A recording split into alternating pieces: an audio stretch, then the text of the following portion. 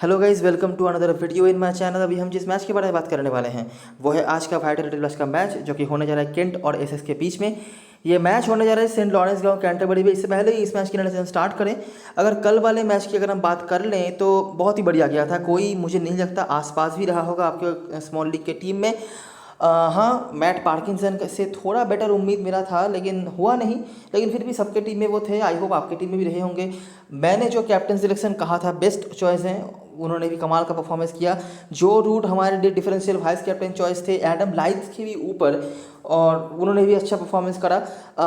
David Malan को भी काफ़ी लोग कैप्टन वाइस कैप्टन बना रहे थे थोड़ा अलग रहने के लिए, लेकिन मैंने उनके बारे में भी प्रेडिक्शन रहा था। मैं मानता हूँ ज़्यादा लोग नहीं, 10 या 20% लोगों के ओपोनेंट में शायद आया भी होगा जिन्होंने डेविड मलान को कैप्टन वाइस कैप्टन बनाया हुआ है। तो ओवरऑल बहुत ही बढ़िया गया था। मैं ये भी कह सकता हूँ कि सेफेस्ट पॉइंट स्कोरर्स ही थे, मेजोरिटी ऑफ द जो पॉइंट स्कोरर थे, लेकिन अच्छा गया था। और स्मॉल लीग में कोई दिक्कत वाली बात नहीं थी। हमारे कुछ सब्सक्राइबर्स ने तो सिंगल टीम से ही ऐसी टीम बना दी थी, अगर वो ग्रैंड लीग में वो रख देते तो आराम से टॉप 10 के भीतर आ जाते। तो ये सब कुछ अच्छा गया था। स्टार्ट करते इस मैच की एनालिसिस। ये मैच बहुत ज़्यादा इंपॉर्टेंट है एसएस के लिए। केंट बहुत ही कंफर्टेबल पोजीशन पे अभी हैं, लेकिन एसएस को ये मैच कैसे भी जीतना पड़ेगा। अगर वो आज के मैच में किसी भी तरीके से पॉइंट गंवाते हैं तो अगले राउंड में जाने का सारा जो चांस है उनका वो ख़त्म हो जाएगा। और याद रखना, एसएस पिछले सीजन की चैंपियन टीम है, लेकिन इस सीजन में उस तरह से तो कुछ खास अभी तक कर नहीं पाए हैं। हालांकि आखिरी 2 मैच पर उन्होंने कमाल का जीत जो है दर्ज करा है। पिछले सीजन में जैसे कि मैंने बताया एसएस चैंपियन रही थी, केंट उनसे नीचे रहा था उनका परफॉर्मेंस, लेकिन इस सीजन में केंट काफ़ी अच्छा कर रही है। उनका बैटिंग स्पेशली बहुत ही बढ़िया परफॉर्मेंस कर रहा है। आखिरी 5 टी20 मैच की बात करें, केंट 4-1 से आगे चल रही है। इस ग्राउंड में भी ठीक ठाक है, 50% का रिकॉर्ड है केंट का। करंट पोजीशन की बात करें, 8 मैच में 4 जीत केंट के खाते में हैं, और दूसरे स्थान पर वो हैं। इसे 8 मैच में पिछले ही 2 मैच में वो जो 2 जीत दर्ज करके छठे से 5वें स्थान पर आए हैं, और अभी और भी उनको आगे चलना पड़ेगा। और ये मैच जो है आपको एक बैटर्स का मैच जो है ऑलरेडी देखने को मिल सकता है, क्योंकि दोनों ही टीमों की स्ट्रेंथ कभी भी बॉलिंग नहीं है। हम आगे और भी डिटेल में बात करते हैं, देखते रहते हैं क्या होता है। ये कुछ इंडिविजुअल परफॉर्मेंस है, अगर आप चाहे तो देख सकते हैं। देखते हैं जब ये दोनों टीमें आमने सामने होती है क्या होता है। इस सीजन में ऑलरेडी इन दोनों टीमों के बीच में मैच हो चुका है, जो कि ओवल में हुआ था। केंट ने बना था 192, ठीक है। इनके दोनों ओपनर्स ने यहाँ पर रन बनाए थे, क्रॉली और डैनियल बेल्ट्रामंड। नीचे से ब्लेक के परफॉर्मेंस थे, और यहाँ पर कुछ बॉलर्स ने विकेट निकाले थे 1-2 करके। एसेक्स ने भी ठीक ठाक बैटिंग करी थी, लेकिन इतना भी खास नहीं कि वो चेस कर पाते। यहाँ पर भी दोनों ओपनर्स के रन थे, और नीचे से डुस्काटे। बॉलर्स में से इमरान कायूम के 3 विकेट, और बाकी यहाँ पर एक एक विकेट निकाला था स्टीवार्ट, ग्रोनीवाल्ड और क्लासन ने। अगला मैच एसेक्स ने यहाँ पर बनाया था 189, और यही एक लौता मैच है जो कि पिछले 5 में जीती है एसेक्स, जहाँ पर दिलपोर्ट और लॉरेंस के रन थे, साथ में वाल्टर। यहाँ पर भी क्लासन के साथ में कायूम के विकेट्स आपको दिख जाएंगे। केंट ने यहाँ पर भी ठीक ठाक बैटिंग करा था। क्रॉली का यहाँ पर भी रन था, हार्मर के विकेट्स, लेकिन चेज नहीं कर पाई। और बहुत सारे बॉलर शायद अभी अवेलेबल नहीं है केंट की तरफ से, एसएस की तरफ से, जो कि उस समय खेलते थे। अगला मैच ये भी हुआ था कैंटरबरी में, और यही आखिरी मैच है जब ये दोनों टीम इस ग्राउंड पे भिड़े थे। तो 175 बनाया था। फिर से आप देख सकते हैं डैनियल बेल्ट्रामंड और क्रॉली दोनों के रन थे, साथ में कुन। मतलब आखिरी तीनों ही मैच में जैक क्रॉली ने रन बनाया है, भले ही बहुत ज़्यादा नहीं, एक मैच में हालांकि बहुत ज़्यादा भी बनाया था, लेकिन हर मैच में खाते में रन जरूर है। क्वीन के 2 विकेट एसेक्स यहाँ पर चेज नहीं कर पाई थी। रायन टेन डोस्काटे का यहाँ पर भी रन, और साथ में व्हीटर के रन थे। उसके बाद चेम्सफर्ड में जैसे मैच वापस आ गया तो यहाँ पर 201 बन गए। फिर से व्हीटर, चोपड़ा, वाल्टर नीचे से चाहिए कुछ परफॉर्मेंस थे। और केंट ने यहाँ पर भी देखिए चेस कर लिया 202 रन के टारगेट को, और वो भी 1 गेंद रहे थे। डैनियल बेल्ट्रामंड, साथ में डेनली और बिलिंग्स के यहाँ पर रन थे। और ये है आखिरी मैच जब बिलिंग्स खेले थे। और उसके बाद ये है सेकंड लास्ट मैच जो कि कैंटरबरी में हुआ था। यहाँ पर भी केंट ने डिसेंट बैटिंग करी थी, यहाँ पर भी बिलिंग्स के रन थे, साथ में कुन और डेनली। बिलिंग्स के बारे में मैं इतना ज़्यादा क्यों कह रहा हूँ, आई होप आप लोगों को अब तक पता चल ही गया होगा कि सैम बिलिंग्स आज के मैच में खेलेंगे। एसेक्स यहाँ पर चेज नहीं कर पाए थे, तो यहाँ पर भी रायन टेन डोस्काटे और वाल्टर के रन थे। तो जो चीज़ आप नोटिस कर पा रहे हो, देखिए केंट यहाँ पे हमेशा अच्छा रन बना रही है। आप नोटिस करिए जहाँ पर वो हारे भी थे वहाँ पर भी उनके रन आप देखिए। अच्छा, यहाँ से आप नोटिस करिए 192, ठीक है। उसके बाद यहाँ पर 179 हारे थे ज़रूर, लेकिन रन अच्छा था। उसके बाद 175 फॉर 6, उसके बाद 202 रन चेस कर लिया। उसके बाद 191। हमेशा इनका बैटिंग यहाँ पर अच्छा रहा है, चाहे उनके 10 विकेट गिरे, चाहे उनके 4 गिरे, 5 गिरे, जितने गिरे। 179 मिनिमम, उससे ज़्यादा 175 मिनिमम, और उससे ज़्यादा भी यहाँ पर हमेशा बनाते रही है केंट की बैटिंग। दूसरी तरफ से एसएस की तरफ से अगर हम बात करें तो 163 फॉर 7, यहाँ पर 189, 153 थोड़ा सा कम स्कोर, उसके बाद यहाँ पर 201 और यहाँ पर 163। तो एसेक्स का भी बुरा नहीं रहा है, लेकिन ऑफकोर्स केंट से पीछे ही रहे हैं वो, इसीलिए वो इस फिक्चर में पीछे हैं। तो जैसा कि मैंने आपको पहले ही बताया कि ये बैटर्स का फिक्चर है, तो वही आप यहाँ पर देख सकते हैं। मिनिमम रन पिछले 5 मैचों में अगर हम बात करें टीम टोटल की, तो वो है 153 और वो एसेक्स की तरफ से बना था। उसके बाद 163 वो भी एसेक्स की तरफ से ही बना था, नहीं तो 170 के ऊपर ही यहाँ पर टोटल्स रहते हैं। कुछ नाम आपने देखे हैं दोनों टीमों की तरफ से। मैं स्पेशली आपको कहना चाहूँगा जो आखिरी 2 मैच इस ग्राउंड पे हुए हैं उसको ज़रा नोटिस करिएगा। यहाँ पर केंट ने बना था 175, जहाँ पर डीबीडी, क्रॉली, कुन के रन्स थे। कुन यहाँ पर 55 नॉट आउट का रन पारी उन्होंने खेला था, और बॉलिंग में से ये कुछ एसेक्स ने यहाँ पर बना था 157, रायन टेंडुलकर विटर। और उसके पहले वाला जो मैच हुआ था कैंटरबरी में, यहाँ पर भी कुन के रन्स थे, साथ में डेनली और बिलिंग्स, यहाँ पर भी रायन टेंडुलकर के रन्स थे और वाल्टर का यहाँ पर परफॉर्मेंस था। डेनली ने 2 विकेट्स भी निकाले थे। ठीक है, तो कुछ नाम आपके लिए काफ़ी कॉमन हो रहे हैं, हम आगे समराइज करवा देते हैं। केंट की तरफ से डैनियल बेल ड्रमंड, कमाल का इनका परफॉर्मेंस चलता है। 6 मैच 323 रन, 64 का औसत for an opener is excellent आप कह सकते हैं। जैक क्रॉली हमेशा उन्होंने यहाँ पर स्टार्ट लिया हुआ है, एक बड़ा इनिंग्स है, बाकी इनिंग्स में भी हमेशा इनके पास में स्टार्ट है। और हेइनो कुन एक out of the box performer के तौर पे यहाँ पर उनका परफॉर्मेंस रहा है। एसेस की तरफ से वरुण चोपड़ा जो कि मोस्टली खेलेंगे नहीं आज के मैच पर, और रायन टेंडुलकर एक कॉन्सिस्टेंट स्कोरर रहे हैं इस पिक्चर में। बॉलिंग में खास कुछ बताने के लिए है नहीं, और ये भी दर्शाता ही है कि ये बैट्समैनों का फिक्चर रहा है। तो ये है पूरे हेड टू हेड की कहानी, और काफ़ी सारी चीज़ें आई होप आपने नोटिस कर ली होंगी। स्पेशली कैंटरबरी में जो 2 मैचेस हुए हैं उनको तो स्पेशली आपको कंसिडर करना ही पड़ेगा। ग्राउंड में रिकॉर्ड की बात करें तो यहाँ पर भी कुछ नाम सेम आपके लिए आ जाएंगे। हेइनो कुन का नाम यहाँ पर भी है, और औसत यहाँ पर काफ़ी सही है। इनका औसत जो है ये डैनियल बेल ड्रमंड से भी बेटर है। डैनियल बेल ड्रमंड ने पिछले मैच में अर्धशतक लगाया था, उसके पहले पिछले 2 सीजनों में उनके इस ग्राउंड पर सिर्फ एक ही अर्धशतक था। ठीक है, लेकिन किसी भी तरीके से आप उनको अंडर एस्टिमेट नहीं कर सकते, और आगे भी हम कुछ चीज़ों के बारे में बात करेंगे इनके बारे में। साथ में जो डेनली का भी ठीक ठाक है, और सैम बिलिंग्स का 55 का औसत। वैसे ये थोड़ा नीचे आएंगे, यही एक चीज़ है, और आज के मैच में हो सकता है कि केंट की तरफ से जो थोड़ा नीचे बैटिंग करने आए उनका रोल ज़्यादा ना आए, लेकिन फिर भी हम आगे बात करते हैं क्यों मैं ऐसा कह रहा हूँ। और बॉलिंग में इमरान कायूम के रन परफॉर्मेंस आपको दिख जाएंगे। अभी बात करते हैं ग्राउंड के बारे में। ग्राउंड के बारे में बताने से पहले मैं आपको बता देता हूँ क्यों मैं आपको बार बार कह रहा हूँ कि केंट की तरफ से हो सकता है कि आपको ज़्यादा नीचे तक बैटिंग को सोचना नहीं चाहिए, क्योंकि एसेस की बॉलिंग जो हुई है ना इस सीज़न में, वो बिल्कुल भी कुछ खास अच्छी नहीं रही है। आखिरी मैच पर हालांकि हैम्पशायर को उन्होंने बहुत ही बुरी तरीके से हराया था, लेकिन टीम का नाम भी हैम्पशायर है जो कि ऑलरेडी काफ़ी धसी हुई है, तो उनके अगेंस्ट में आप एक्सपेक्ट भी कुछ खास कर नहीं सकते थे। लेकिन बाकी अगर मैं ओवरऑल सीज़न की बात करूँ ना, तो एसेस की बॉलिंग बिल्कुल भी कुछ खास अच्छी नहीं रही है। जो मैचेस वो जीत रहे हैं, 2 ही मैचेस जीते हैं, आखिरी मैच में हैम्पशायर और उससे पहले वाले मैचेस में वो जो जीते थे वहाँ पर उनकी बैटिंग काफ़ी अच्छी रही थी। स्पेशली मैं अगर पिछले मैच को छोड़ दूँ तो उसके पहले वाले मैच में डैन लॉरेंस ने धमाकेदार पारी खेला था, जिसके ऊपर डिपेंड करके उन्होंने जीत हासिल करी थी, नहीं तो बॉलिंग उनका कुछ खास अच्छा हो नहीं रहा है। तो इसीलिए ये एक चीज़ कंसीडर करना कि आज के मैच में अगर आप चाहो तो केंट की तरफ से मिडिल ऑर्डर से बैट्समैनों को ले सकते हो, लेकिन कैप्टन या वाइस कैप्टनसी के बारे में जब सोच रहे हो ना, कोशिश करना कि केंट के टॉप ऑर्डर से ही जाने की, क्योंकि बॉलिंग यहाँ पर अच्छी नहीं हो रही है।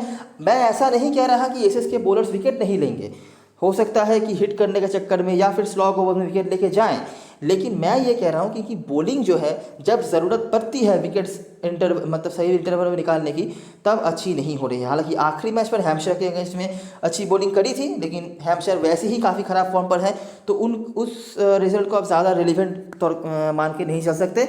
अभी देखते हैं ग्राउंड में क्या क्या चीज़ें होती हैं। इस ग्राउंड में रन्स काफ़ी बनते हैं, ठीक है, काफ़ी रन्स यहाँ पर बन जाते हैं, लेकिन बहुत ज़्यादा नहीं। हो सकता है 200 ना बने, लेकिन 170 के ऊपर यहाँ पर बनता ही रहता है। चेस भी हो जाता है, 180 तक भी ठीक ठाक है, उससे ज़्यादा थोड़ा मुश्किल हो जाता है चेस करना। मैं आगे सब कुछ दिखाता हूँ आपको। पेसर्स का यहाँ पर डोमिनेशन रहता है, और साथ में कुछ मैचों में स्पिनरों ने भी यहाँ पर काम करा हुआ है। स्पिनर्स यहाँ पर जनरली खाली हाथ नहीं जाते हैं, और इसीलिए इमरान कायूम का नाम हमने देखा है केंट की तरफ से, जो यहाँ पर काफ़ी सक्सेसफुल रहे ओवर द ईयर्स। हालांकि इस सीज़न में तो अभी तक उनका कुछ खास नहीं चला है इस ग्राउंड पर। तो देखते हैं आखिरी सीजन के कुछ मैचेस पहले देख लेते हैं। तो यहाँ पर देखिए 171 बना, केंट चेज नहीं कर पाई, ठीक है, हालांकि विकेट्स भी ज़्यादा नहीं गिरे थे। परफॉर्मर्स डीबीडी, क्रॉली, कुन, ठीक है, पेसर्स के 4, जहाँ पर क्लासन और कायूम के यहाँ पर 3 विकेट्स थे। उसके बाद देखिए 180 यहाँ पर बन गया, चेस नहीं हुआ, लेकिन 175 का टोटल भी था। सैम बिलिंग्स जो कि आखिरी बार इस ग्राउंड पर जब खेले थे उन्होंने यहाँ पर 55 रन बनाया था। पेसर्स के विकेट यहाँ पर हैं। अगला मैच 175 जो आपने हेड टू हेड देखा, यहाँ पर 153 चेस नहीं हुआ था। फिर से डीवीडी, क्रॉली, कुन। और इस सीजन के मैचेस की बात करें तो देखिए 161 बना, केंट ने चेस कर लिया। साढ़े की बॉलिंग वैसे अच्छी थी, वो अच्छा ही बॉलिंग करवा रहे हैं इस सीजन में, लेकिन फिर भी आराम से चेस हो गया, वो भी लगभग 1.5 ओवर रहते। फिर से सेम नाम, डीवीडी, क्रॉली, कुन। यहाँ पर पेसर्स के विकेट हैं। और देखिए दूसरे इनिंग में स्पिनर के 4 विकेट आ गए। उसके बाद ससेक्स वाला जो मैच है, ससेक्स की टीम में काफ़ी क्वालिटी स्पिनर्स रहते हैं, एक बॉलिंग डिपेंडेंट टीम है, आपको पता ही होगा। तो उनके सामने देखिए 141 पर निपट गई टीम, ठीक है, जहाँ पर फिर से डीवीडी, कुन और यहाँ पर ग्रेनली के रन्स थे। स्पिनर के 5, पेसर का 3 है। और ससेक्स ने बड़े ही आराम से चेस कर लिया, क्योंकि बॉलिंग से तो कुछ खास था ही नहीं केंट की तरफ से, अभी भी नहीं है, कभी भी नहीं था। और आखिरी जो मैच हुआ, मिडिल सेक्स ने यहाँ पर कमाल का बैटिंग करा था, 184। केंट ने यहाँ पर चेस नहीं कर पाए, केंट 2 रन से रह गए बस। डीवीडी के साथ यहाँ पर कॉक्स के रन्स थे, पेसर्स के विकेट। तो ये है पूरी कहानी, ठीक है। इस ग्राउंड पर काफ़ी रन्स बन जाते हैं। अगर 180 के ऊपर बन जाए तो चेस कर पाना थोड़ा मुश्किल हो जाता है, नहीं तो 170 के ऊपर भी चेस हो जाता है। पेसर्स का तो विकेट है, लेकिन अगर आपके पास अच्छा स्पिन अटैक है तो आप यहाँ पे काफ़ी सक्सेसफुल हो सकते हो, ठीक है। Kent as a batting unit यहाँ पर अच्छा करी है। जहाँ पर उनका बैट नहीं चला है वहाँ पर, मतलब बैट्समैन नहीं चले हैं, वहाँ पर केंट के लिए दिक्कतें खड़ी हो गई हैं, जो हम यहाँ से देख ही सकते हैं इस वाले मैच से। और स्पिनर्स यहाँ पे कभी कभार काफ़ी विकेट्स लेके जाते हैं।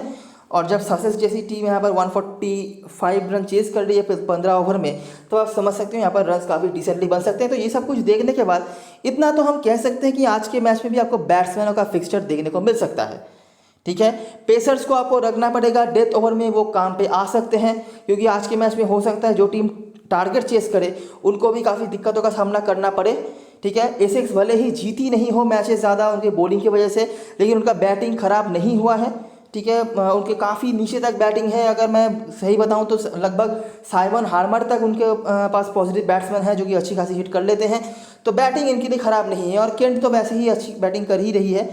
तो इसीलिए मैं कह रहा हूं कि आज के मैच में आपको काफ़ी ज़्यादा स्कोर देखने को मिल सकता है। तो इसलिए बैटिंग हेवी टीम ही जो है बनाइएगा।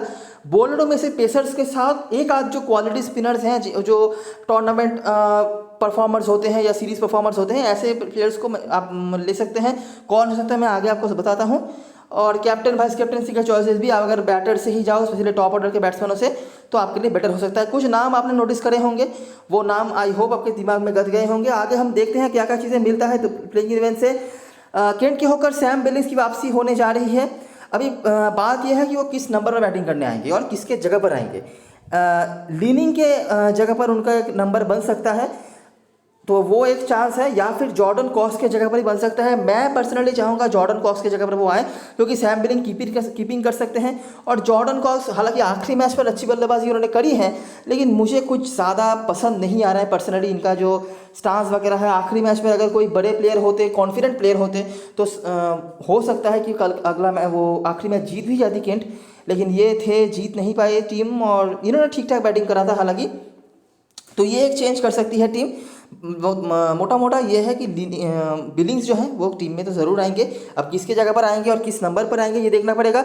बाकी डीवीडी, क्रॉली, कुन, मुझे नहीं लगता कि इन तीनों में से आप किसी को ड्रॉप करना चाहिए। बड़ी लीग खेल रहे हो ना, अगर आपको समझ लीजिए इन तीनों में से दोनों को लेकर चलना है क्योंकि आप मैनेज नहीं कर पा रहे हो, तो मैंने पहले भी कहा हुआ है क्रॉली यहाँ पर हमेशा ही स्टार्ट ले रहे हैं। हालांकि हेड टू हेड में भी इनके काफ़ी रिकॉर्ड्स अच्छे हैं। अगर 30-35 रन बनाकर वो आउट हो जाते हैं और अगर ये फिक्सचर हाई स्कोरिंग रहता है तो मुझे नहीं लगता आपको दिक्कत होनी चाहिए, ठीक है। डैनियल बेल ड्रमंड को मैं मिस नहीं कर सकता, क्योंकि ये ऐसे प्लेयर हैं जिस दिन चल जाते हैं इस दिन बहुत बड़ा कुछ कर देते हैं। क्रॉली उस तरह के प्लेयर नहीं है, ये थोड़ा संभल के खेलते हैं, भले ही स्ट्राइक रेट डिसेंट है इनका, लेकिन मुझे डैनियल बेल ड्रमंड पर्सनली अगर मैं बताऊँ तो ज़्यादा भरोसा है, ठीक है। बाकी स्मॉल लीग खेल रहे हो आप कुन को मैनेज मतलब अवॉइड कर सकते हो। थोड़ा सा बड़ा लीग खेल रहे हो वहाँ पर अगर आपको डीवीडी, क्रॉली, कुन में से किसी दोनों को लेकर चलना है तो मैं कहूँगा कि आप क्रॉली को अवॉइड करके डीवीडी और कुन को यहाँ पर ले सकते हो। कुन का इस ग्राउंड पे जो औसत है वो डैनियल बेल ड्रमंड से भी बेटर है, ठीक है। बाकी जो डेनली का ऑप्शन तो आपके पास अवेलेबल है ही, ये दोनों तरफ से पॉइंट दे सकते हैं। ऑलराउंडर सेक्शन में है तो मुझे नहीं लगता इनको लेकर ज़्यादा कोई दिक्कत होनी चाहिए। अगर ये बैट्समैन सेक्शन में लिस्टेड होते तो इनको लेकर भी इशू हो सकता था। उसके बाद एलेक्स ब्लैक ऑलराउंडर सेक्शन में होंगे, ज़्यादा दिक्कत नहीं होनी चाहिए। सैम बिलिंग्स जो कीपर सेक्शन में है, और वैसे भी लोगों को कीपर सेक्शन में ज़्यादा कोई बेटर ऑप्शन नहीं है। सैम बिलिंग्स को जब लोग खेलते हुए देखेंगे आँख बंद करके सब इनके साथ जाएंगे। वैसे भी आखिरी 1-2 मैच पर अच्छा परफॉर्मेंस उन्होंने करा था ऑस्ट्रेलिया सीरीज़ में भी। यहाँ पर उसके बाद टीम ग्रोनीवाल ऑस्ट्रेलिया में वापस आएंगे, यही एक चेंज है। हालांकि मुझे तो कुछ खास नहीं लगता है इनकी गेंदबाजी, बाकी आप चाहो तो लग सकते हो। फ्रेडी क्लासन के साथ अभी भी लोग जा रहे हैं, लेकिन इनका भी फॉर्म कुछ अच्छा नहीं चल रहा है। हालांकि डेथ ओवर में अगर एक दो विकेट निकाल लें तो अलग बात है। एसएस की तरफ से बात करें, पिछले 2 मैच में बैटिंग काफ़ी अच्छी रही है, लेकिन एक जो कॉमन चीज़ रहा है उन दोनों ही मैच में कि दोनों ही मैच में ना स्पिन हेल्पिंग थोड़ा सा कंडीशन था। और जैसा मैं हमेशा ही कहता हूँ, एसएस के टीम में 2 कमाल के स्पिन प्लेयर हैं, टॉम वेस्ली और डैन लॉरेंस, और इन दोनों ने ही दोनों मैच में धमाका मचाया हुआ था। अब क्या है कि सारी जनता ही इन दोनों के लेने वाली है। प्रॉब्लम कहाँ पे होगा, अगर आप इन दोनों को ही एक साथ लेकर चलते हो ना तो कभी भी आप टीम मैनेज नहीं कर पाओगे, बैलेंस नहीं कर पाओगे, ठीक है।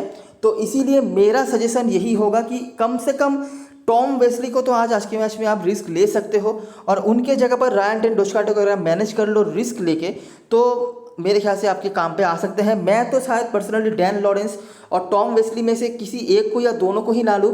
कैमरन डेलपॉर्ट को मैं ड्रॉप नहीं कर सकता, क्योंकि इनके ऊपर मुझे ज़्यादा कोई भरोसा नहीं है कि ये कैसा कुछ कर देंगे। भले ही 0 रन पे आउट हो जाए, लेकिन स्मॉल लीग में ये ड्रॉपेबल प्लेयर नहीं है। बड़ी लीग में लेकिन आप इनको बिल्कुल ड्रॉप कर सकते हो, लेकिन स्मॉल लीग में आप इनके ऊपर रिस्क नहीं ले सकते। तो मेरे लिए जो इंपॉर्टेंट प्लेयर्स हैं ये 4 ही काफ़ी इंपॉर्टेंट हैं, स्मॉल लीग की मैं बात कर रहा, ठीक है। लेकिन आप अगर चारों को लेकर चलते हो तो मैनेज नहीं कर पाओगे। तो इसीलिए मैं कह रहा हूँ कि कैमरन डेलपॉर्ट और रायन टेंडुलकर को तो मस्ती रखना। तीसरे प्लेयर के तौर पे डैन लॉरेंस और वेस्ली का ऑप्शन आपके पास है। डैन लॉरेंस अगर बॉलिंग भी करवा देते हैं तो इसीलिए उनका रोल थोड़ा आगे आ सकता है। बड़ी लीग खेल रहे हो, और अगर आपको इन चारों में से मिनिमम 2 को ड्रॉप अगर आप कर सकते हो तो माइकल पिपर को ज़रूर ट्राई करना। ये बंदा काफ़ी अच्छे फॉर्म पर रहा है, अगर सही से मौका मिल जाता है तो ये पिच और केंट की बॉलिंग दोनों ही इनके सपोर्ट में बात कर सकती है, और इनको सपोर्ट मिल सकता है बड़े रन बनाने के लिए भी। छोटी लीग में मैं सजेस्ट नहीं करूंगा, ऐसे ही आप देख ऑलरेडी समझ सकते हो काफ़ी जैम होने वाला है आज के मैच पर। और ये कीपर सेक्शन में अगर आप दूसरे कीपर को लेने जाओगे तो टीम आपका बिल्कुल भी नहीं बैठेगा सेट में, तो इसीलिए मैं नहीं कहूँगा। बाकी पॉल वॉल्टर मुझे नहीं लगता कि इनका किसी तरह से चांस बन पाएगा आपकी टीम में। साइमन हार्मर स्पिनर है, यहाँ पर काम पे आ सकते हैं, और सबसे बड़ी बात थोड़ी बहुत बैटिंग भी कर सकते हैं, तो ऑटोमेटिक चॉइस आपके लिए बन जाते हैं। बाकी बॉलरों में से क्विन प्लॉम और निज्जार का ऑप्शन है। निज्जार हालांकि आखिरी मैच में विकेट उन्होंने निकाला हुआ था, लेकिन यहाँ पर कितना ज़्यादा वो कुछ कर पाएंगे ये थोड़ा सा डाउटफुल तो मेरे लिए है ही। और ज़्यादा बॉलर्स भी मैं नहीं लेना चाहूँगा, साइमन हार्मर भी बॉलर सेक्शन में लिस्टेड है, तो यही एक चीज़ है। बाकी अगर आप पेसरों में से देखना चाहते हो, मैटी क्विन सभी के टीम में हो सकते हैं दूसरे बॉलर के तौर पे एसएस की तरफ से। प्लॉम के साथ आप जा सकते हो, इसका डोमेस्टिक में रिकॉर्ड वगैरह काफ़ी डिसेंट रहा है, आखिरी मैच में भी 2 विकेट निकाला हुआ है, लेकिन मुझे नहीं लगता स्मॉल लीग में कोई गलती से भी इनको लेने वाला है। लेकिन अगर आप चाहो, अगर स्पेशली वो पहले से बॉलिंग कर रहे हैं तो आप इनके ऊपर एक दाव ज़रूर खेल सकते हो। काफ़ी सारे ऑप्शंस हैं, दोनों ही टीम काफ़ी क्वालिटी पोजेस करती है। इंडिविजुअल क्वालिटी अगर मैं बात करूँ तो किसको लेना है किसको छोड़ना है ये बहुत बड़ा कन्फ्यूजन हो सकता है। और आज के मैच में 1-2 और बड़े बड़े प्लेयर की इंक्लूशन हो रहा है, इसके बाद तो कन्फ्यूजन और ज़्यादा बढ़ने वाली है। कैप्टन भास्कर चॉइस की बात करें, केंट के होकर डीबीडी, क्रॉली, डेनली तीनों ही सेटिंग में होंगे। आप यहाँ पे ब्लैक के साथ सैम बिलिंग्स का ऑप्शन ढूंढ सकते हो, वो जब लोगों खेलते हुए देखेंगे ऑटोमेटिकली लोग अपने टीम में पिक करेंगे। उसके बाद लीनिंग एसएस की तरफ से डेलपॉर्ट और डैन लॉरेंस एवरेज पिक में होंगे।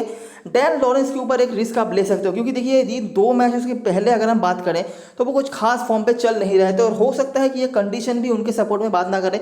अभी बात क्या है कि केंट की बॉलिंग अच्छी नहीं है, तो हो सकता है कि डैन लॉरेंस काम पे आ भी जाएं, नहीं तो अगर आप चाहो तो इनके ऊपर बिल्कुल रिस्क ले सकते हो। रिस्की में वेस्ली का ऑप्शन और रायन टेंडुलकर का ऑप्शन आएगा, और मेरे लिए रायन टेंडुलकर किसी भी दिन किसी भी कंडीशन में बेटर ऑप्शन है। बहुत ज़्यादा रिस्क लेना है। माइकल पेपर ग्रैंड लीग के एक टीम में कम से कम इनको कैप्टन ज़रूर रखना। इनको भी मैं देखना चाहूँगा अगर प्रॉपरली मौका मिलता है ये क्या करते हैं, क्योंकि डोमेस्टिक में ये धमाकेदार परफॉर्मेंस करके आए हैं। उसके बाद प्लॉम और वाल्टर, जिनको मैनेज कर पाना नेक्स्ट टू इम्पॉसिबल है स्मॉल लीग की टीम में। अभी एक बार देख लेते हैं ड्रीम 11 की टीम। तो इस मैच में क्रेडिट का बहुत बड़ा इशू आने वाला है। सैम बिलिंग्स को मैं नहीं ले पाया, ठीक है, 10 क्रेडिट वो ले रहे हैं। और जैसा मैंने आपको बताया कि मैं बहुत ज़्यादा नीचे नहीं जाना चाहूँगा केंट के बैटिंग से, तो इसीलिए मैंने सैम बिलिंग्स को नहीं लिया है। लेकिन आपके पास ऑप्शन है, आप देख सकते हैं मैंने यहाँ पर चारों बैट्समैनों को लिया है। डेनली मुझे पर्सनली उतना कुछ खास नहीं नज़र आए थे पिछले कुछ मैचों में, लेकिन बात यह है कि वो बॉलिंग भी करवा रहे हैं। अगर समझ लीजिए 20-30 रन, एक विकेट और निकाल देते हैं तो काफ़ी काम पे आ सकते हैं। डैनियल ड्रमंड तो मैं मिस कर ही नहीं सकता, जैसा कि क्रॉली को भी मैं मिस नहीं कर सकता। एक तो कहीं से भी उनके रिकॉर्ड नेगेटिव नहीं है, स्पेशली हेड टू हेड में भी, और कुन जो मेरे लिए पंट है। अभी ग्राउंड में क्या है कि क्रॉली का बहुत बड़ा रन नहीं है। अगर समझ लीजिए इस फिक्चर में दोनों तरफ से 180 रन बनते हैं तो हो सकता है 20-30 रन उतना ज़्यादा मैटर ना करे, लेकिन एसएस की बॉलिंग भी उतनी कुछ खास नहीं है। ये कॉम्बिनेशन स्पेशली अगर केंट पहले बैटिंग कर रही है वहाँ पे काम पे आप लगा सकते हो। चेंज कहाँ पे कर सकते हो कि कुन और क्रॉली में से किसी एक को ड्रॉप करो, ठीक है, मैं आपको दिखा देता हूँ। समझ लीजिए आप कुन को ड्रॉप कर रहे हो क्योंकि सिलेक्शन परसेंटेज काफ़ी कम है इनका। आप इनके जगह पर लेना चाहते हो सैम बिलिंग्स को तो ले लो, क्योंकि अगर आप यहाँ से एक प्लेयर को ड्रॉप करते हो तो सैम बिलिंग्स का नंबर आ भी सकता है लॉजिकली। 8 क्रेडिट आपके लिए बच गए। 8 क्रेडिट से आपके पास एक ही बॉलर खेलेंगे, वो है आरोन रिचर। ठीक है, आपको ये पसंद हो ना हो, नेगेटिव ले कुछ करें, लेकिन आपको लेना ही पड़ेगा। साइमन हार्मर के ऊपर आप ले सकते हो, ठीक है, 9 क्रेडिट ले रहे हैं। अगर बैटिंग से कुछ खास ना करें तो हो सकता है कि बॉलिंग से मुझे इनसे बहुत ज़्यादा उम्मीदें नहीं हैं, लेकिन सारी जनता ले रही है तो मैं भी ले रहा हूँ, बैटिंग कर सकते हैं इसीलिए। अच्छा, यहाँ पर मैंने डैन लॉरेंस को नहीं लिया है, क्रेडिट किसी भी तरीके से मैं मैनेज नहीं कर पा रहा। रायन टेंडुलकर को मैं मिस नहीं कर सकता। पेपर को मैंने सिर्फ क्रेडिट मैनेज करने के लिए रखा है, और मतलब सिर्फ क्रेडिट मैनेज नहीं, ये अगर प्रॉपरली मौका मिले तो 20-25 रन बना भी सकते हैं। 8 क्रेडिट में मिल भी जा रहे हैं तो क्यों नहीं। अभी क्या है कि अगर आप हार्मर को यहाँ से मैनेज कर लेते हो तो वेस्ली को ड्रॉप कर सकते हो आप। कैसे, मैं दिखाता हूँ। समझ लीजिए अगर आप हार्मर को ड्रॉप कर रहे हो तो वेस्ली के जगह पर आप यहाँ पे डैन लॉरेंस को ले सकते हो। आपके पास फिर भी 8.5 क्रेडिट बच जाएगा। उस 8.5 क्रेडिट से आप यहाँ पे किसी भी बॉलर को, जैसे कि क्वीन या प्लॉम में से किसी को ऐड कर सकते हो। तो ये कुछ चीज़ें हैं जो इधर उधर आपको करनी पड़ेगी, क्योंकि सारे प्लेयर्स को लेके आप कभी भी टीम नहीं बना सकते। सैम बिलिंग्स को आज के मैच में मैं शायद आपको अवॉइड करने को कहूँ, इसलिए नहीं कि वो फॉर्म पे नहीं है या फिर ऐसा कुछ, हो सकता है इनको प्रॉपरली मौका ना मिले, ठीक है। उनके जगह पर अगर आप यहाँ से ब्लेक को ले रहे हो, सरप्राइजिंगली मुझे नहीं पता, इनका सिलेक्शन परसेंटेज 11 पे आ पहुँचा है। सिर्फ आखिरी 1-2 मैच पे वो नहीं चले हैं इसीलिए, लेकिन 9 क्रेडिट में आपको मिल जाएंगे। 20-30 रन भी अगर निकाल देते हैं तो काफ़ी काम पे आपके लिए आ सकते हैं। अगर यहाँ पे ब्लेक को लेते हो तो मुझे लगता है काफ़ी डिसेंट कॉम्बिनेशन आपके लिए तैयार हो जाएगा। आप देख सकेंगे यहाँ पर 4 बैट्समैन मेरे लिए आ गए हैं। डैन लॉरेंस है, रायन टेंडुलकर हैं, दिलपोर्थ है, पेपर का ऑप्शन है, तो 4-4-8 बैट्समैन यहाँ से आ गए। निज्जार के जगह पर आपके पास अभी भी 1 क्रेडिट बचा हुआ है, आप हार्मर को ले लीजिए, ठीक है। तो हार्मर भी हो गए, प्लॉम या क्वीन किसी को भी ले लीजिए, और कायो डिसेंट ऑप्शन बन जाता है। लेकिन अगर आप बिलिंग्स को ले लेंगे तो किसी भी तरीके से ये सही कॉम्बिनेशन में बैठा नहीं पाएंगे। क्रेडिट आपको मैनेज करना है, रिस्क आपको कहीं ना कहीं पे लेना है। मैंने मेरा पॉइंट ऑफ व्यू बता दिया है कहाँ कहाँ पे आप रिस्क ले सकते हो, बाकी डिसीजन आपका है, क्योंकि पैसे भी आप ही के हैं। कैप्टन वाइस कैप्टन चॉइस की बात करें तो मैं सजेस्ट करूँगा कि केंट के टॉप ऑर्डर के साथ चाहिए, ठीक है। स्पेशली अगर केंट पहले बैटिंग कर रही है तो, और यहाँ से तो कैमरन दिलपोर्ट आपके पास है ही। Ryan Tendulkar captain vice captaincy के लिए नहीं, टीम में रख लीजिए, वही बहुत बड़ी बात होगी।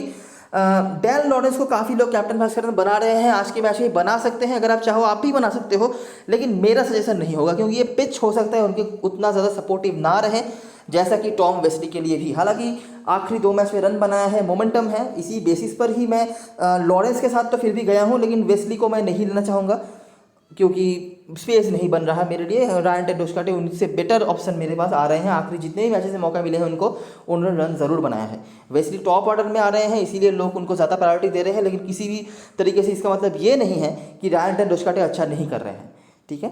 तो ये रही सारी एनालिसिस और ऑब्जर्वेशन। अगर अच्छा लगा हो तो लाइक ज़रूर करना, सब्सक्राइब करना चैनल को, और टेलीग्राम का लिंक होगा डिस्क्रिप्शन बॉक्स में, आप उस लिंक का इस्तेमाल कर टेलीग्राम चैनल ज्वाइन कर सकते हो।